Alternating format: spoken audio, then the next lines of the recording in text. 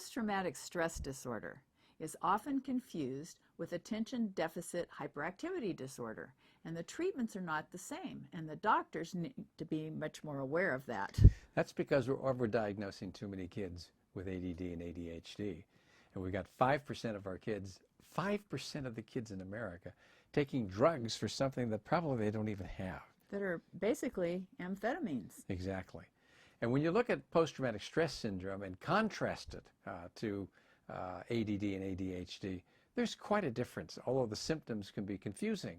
If you've got a kid that's hyperactive and he's impulsive or she's impulsive, they don't do well in school and you can't control them. And they're not concentrating. Yeah, that can be caused by lots of factors.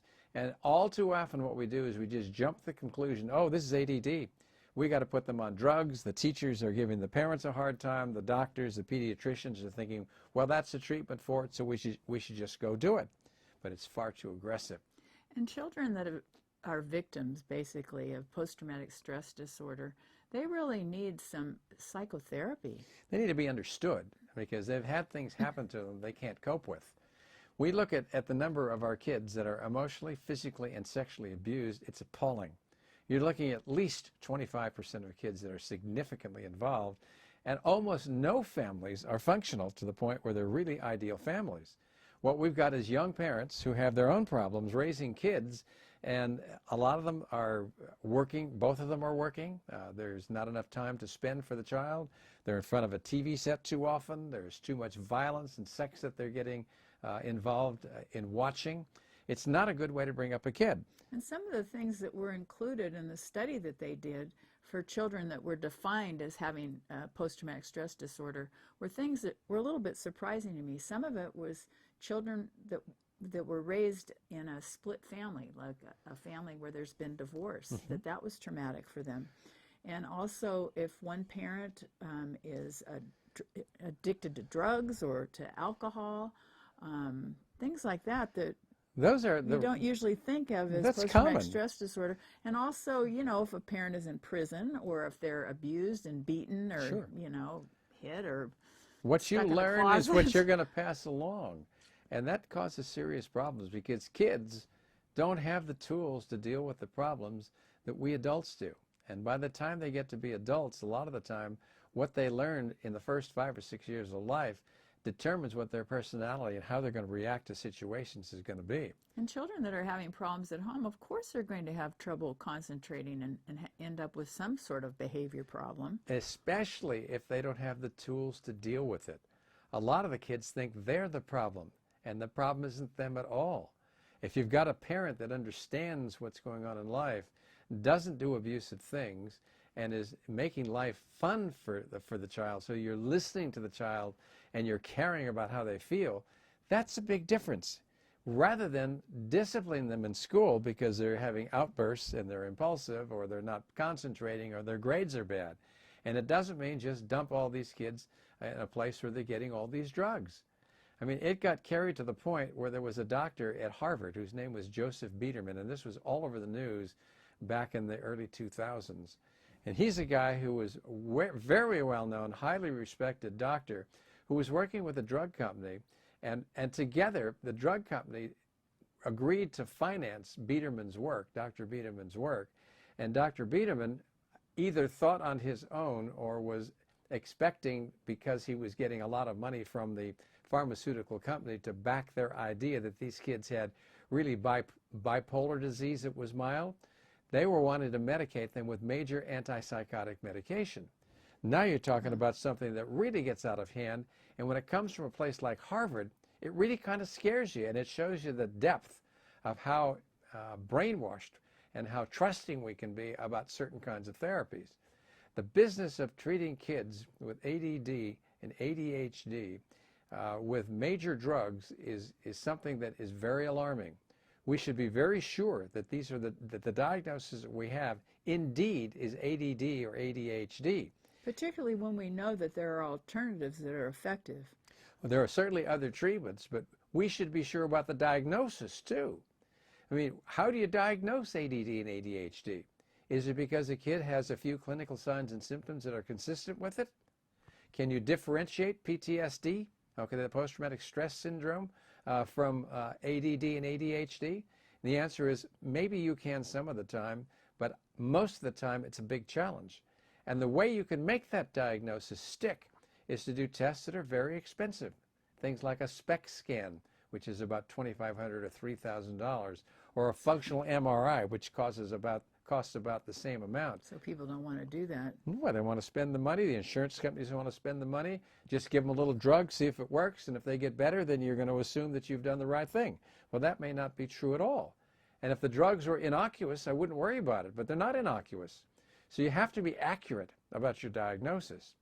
Then if it turns out, as you were suggesting, that these kids have PTSD, then you can do what you need to do to treat the PTSD. Well, if the doctors weren't, practicing with such heavy loads and having to rush their patients, they could spend more time with the child and maybe find out if they're having some problems at home and listen to them, because that's basically what the child needs anyway. Exactly. And it's almost like the doctor's neglecting the child not to consider that could be the reason that the child has the symptoms. The teacher tells the parents, your kid has ADD, they're not functioning well, they're failing in school, go see your doctor. The pediatrician says, aha, so that if you're not doing well, you have this impulsive nature to you, you're not concentrating well, you're hard to control.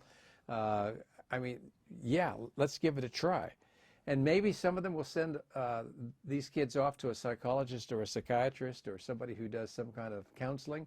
And maybe they'll get better doing that. But the bulk of the time what happens is they go right straight onto the drug. Now, in people who have PTSD, the therapy, the understanding of the underlying mechanisms that lead to the child's frustration are really paramount. And that's where we should focus our activity. And that can be done, and we have the tools to do that. Because kids don't have the tools to deal with a lot of the challenges that they're faced with when they're young, because they're just kids. And those habits that they learn to cope serve them in childhood because it's all they've got.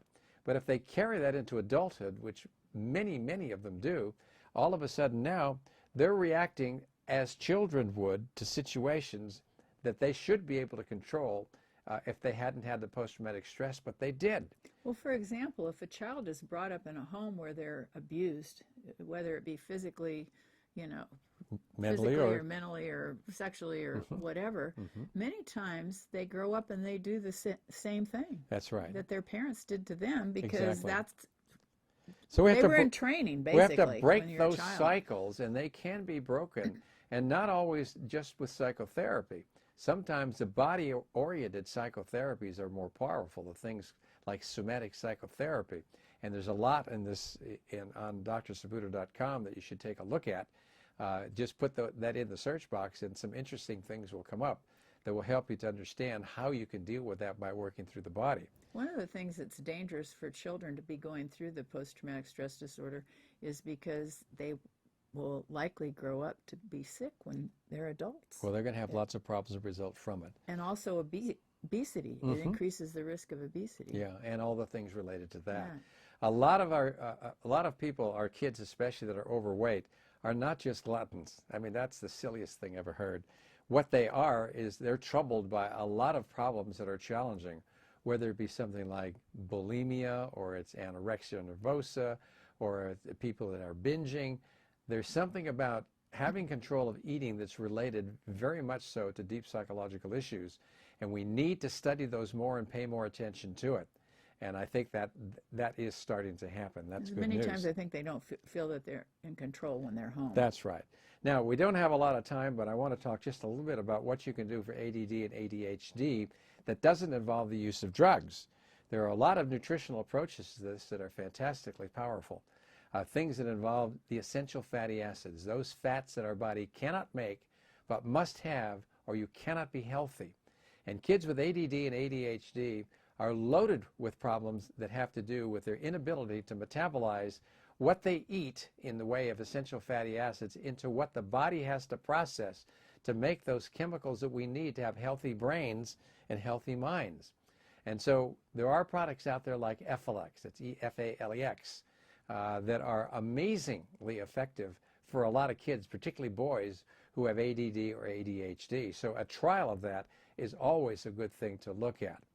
So when we're looking at this whole picture of childhood trauma and how it leads to mental health problems, we have to take a deeper look. We have to make sure that we're dealing indeed with either PTSD, or we're dealing with something like the ADD and ADHD, or we're looking at the bipolar disorder.